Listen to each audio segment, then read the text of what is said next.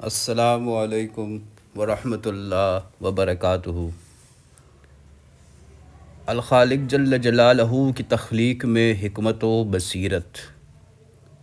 قدرت نے اپنے انتظام اور کاریگری میں کہیں فرق نہیں کیا۔ ہر چیز میں انسان سے لے کر حیوانات، نباتات، عناصر، اجرام علویہ، ساتوں آسمان اور چاند ستاروں تک میں یکساں کاریگری دکھلائی ہے۔ یہ نہیں کہ بعض اشیاء کو حکمت و بصیرت سے اور بعض کو یوں ہی بے تکا یا بیکار و فضول بنا دیا ہو، اور جہاں کسی کو ایسا وہم گزرے سمجھو اس کی اپنی عقل و نظر کا قصور ہے۔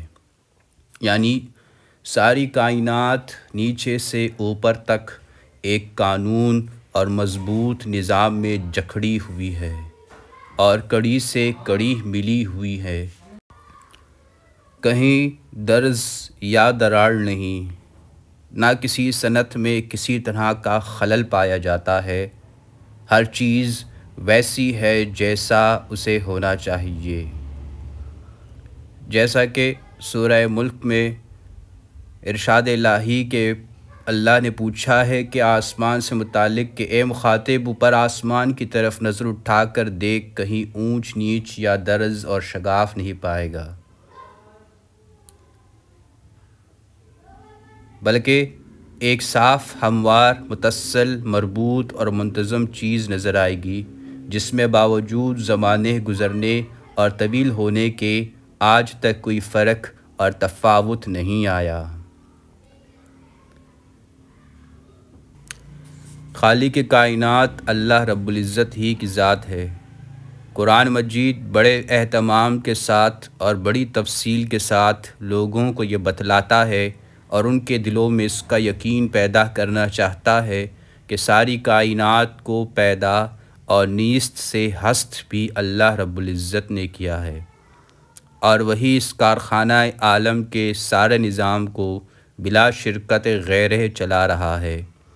زندگی اور رزق وغیرہ زندگی کے جو سامان جس کو مل رہے ہیں وہ اللہ ہی دے رہا ہے، اور اس کے سوا کسی کے ہاتھ میں نہ زندگی ہے، نہ زندگی کی ضروریات اور اس کے سامان ہیں، بلکہ وہی جس کو جب تک اور جتنا دینا چاہتا ہے دیتا ہے، اور جس کو دینا نہیں چاہتا نہیں دیتا ہے۔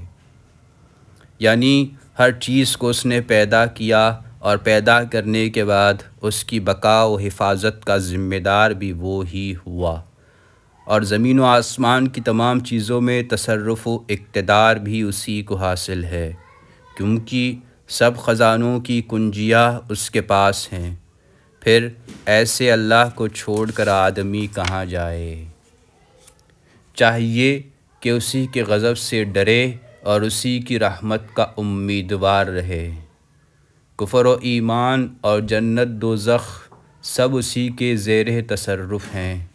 اس کی باتوں سے منکر ہو کر آدمی کا کہیں ٹھکانہ نہیں، اس سے منحرف ہو کر آدمی کسی کامیابی کی امید نہیں رکھ سکتا۔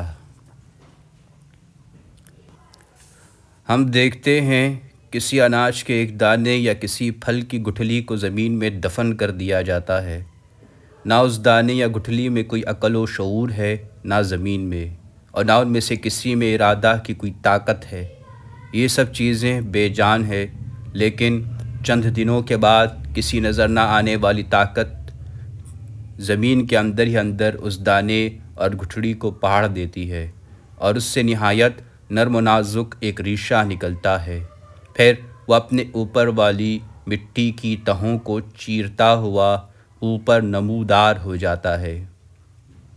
تو ہم سوچیں کہ مٹی میں دفن شدہ اس بے جان دانے یا گٹھلی کو کس نے پھاڑا، کس نے اس میں سے وہ جاندار کھوپل نکالی، پھر سوت کے دھاگے جیسی نرم و نازک اس کھوپل نے کس کی طاقت سے زمین کو چیر ڈالا؟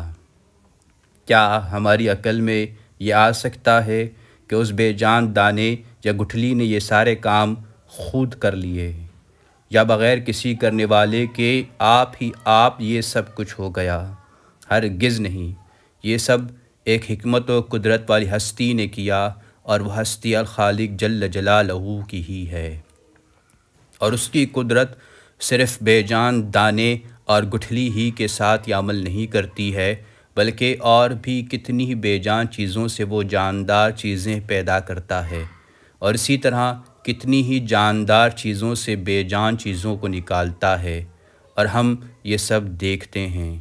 مثلاً بے جان انڈوں سے جاندار بچوں کا نکلنا بھی دیکھتے ہیں، اور جاندار میں سے بے جان مادوں کے برآمد ہونے کا بھی مشاہدہ کرتے ہیں۔ اللہ کی قدرت کی یہ کیسی کھلی کھلی نشانیاں ہمارے سامنے ہے، پھر ہمیں کیا ہو گیا ہے، ہم کیوں اور کدھر بہک رہے ہیں؟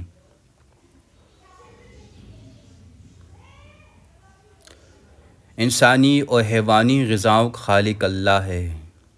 ہم دیکھیں کہ زمین میں مختلف قطعے ہیں جو باہم ملے ہوئے اور پاس پاس ہیں، اور انگوروں کے باغات ہیں، اور غلہ کے کھیت ہیں، اور کھجور کے درخت ہیں۔ ان میں کچھ ایسے ہیں جو جڑ سے دوسرے درخت کے ساتھ جڑے ہوتے ہیں، اور کچھ ایسے جو اس طرح جڑے نہیں ہوتے۔ ان سب چیزوں کو ایک ہی پانی سے سیراب کیا جاتا ہے، اور پھر ان میں سے بعض کو بعض پر مزے میں فوقیت اور برتری دی جاتی ہے۔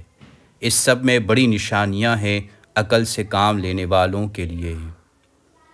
اس زمین جس پر ہم چلتے ہیں اور جس سے ہماری غذا پیدا ہوتی ہے، ذرا اس کی حالت پر غور کریں کہ اس کے باہم ملے ہوئے قطعوں میں بسا اوقات کیسا کیسا فرق ہوتا ہے۔